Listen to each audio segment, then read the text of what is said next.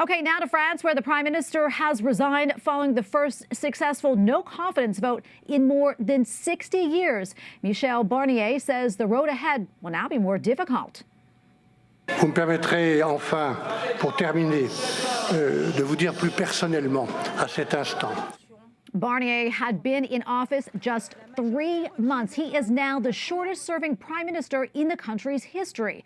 The vote means that France has no functioning government. President Emmanuel Macron has vowed not to step down before his term expires in 2027. He will also name a new prime minister in the coming days. And joining us now to talk about where France goes from here is John Sitilides, a geopolitical strategist with Trilogy Advisors and a former consultant to the State Department. John, great to be with you today. So put this in context for us. What led to this no confidence vote? And tell us a little bit more about the now former prime minister.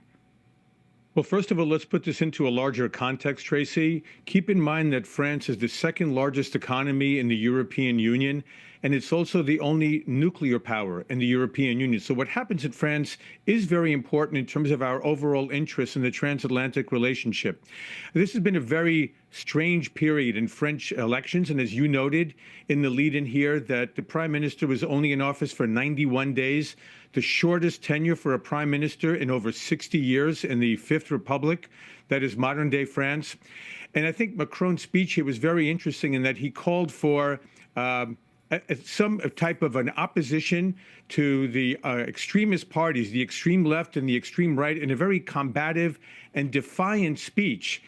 He acknowledged that he may have made a mistake in calling for snap elections back in the summer that led to this very ill-fitting alliance between the far left and his centrist party that collapsed several days ago, largely over budgetary priorities, but I think also because the far left coalition itself, made up of communists, Green Party activists, and socialists, realized they didn't need Macron to be able to ram through their priorities. And then the far right, led by Marine Le Pen, joined with the far left, a very, very strange coalition, a very strange alliance here of extremist parties to take down Macron's government and plunge the country into a very precarious period, as you correctly note, without a functioning government right now and no budget for 2025. Let's talk a little bit more about that. I mean, no functioning government.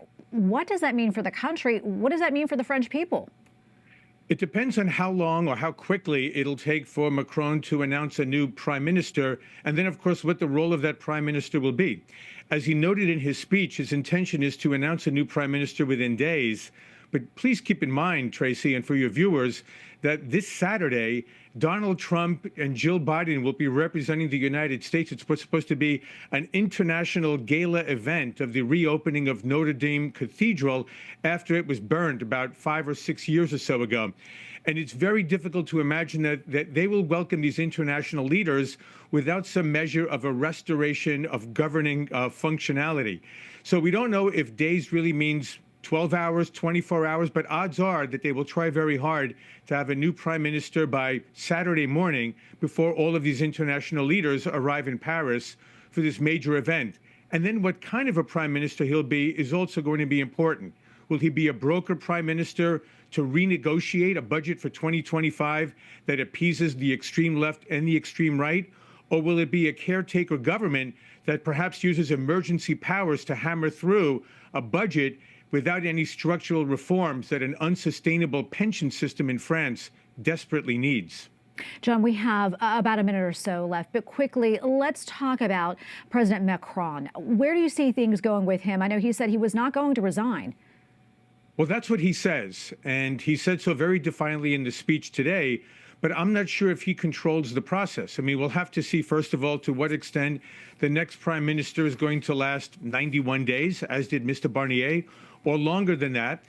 What kind of a prime minister will that individual be? And if they're unable to bring together the parties in what is now a very, very divided parliament, there may be another forced resignation of the prime minister. And keep in mind, today, 60 to 64% of the French citizenry want Macron to resign anyway. So he may not be able to hold on to the presidency if there's one more parliamentary crisis in early 2025. And one more quick note, Germany is also facing snap elections in February. So we have an EU right now without any effective leadership going into a very perilous period in the U.S.-European relationship. Very concerning indeed. John, thank you so much for your insights. Appreciate it. Thank you for having me.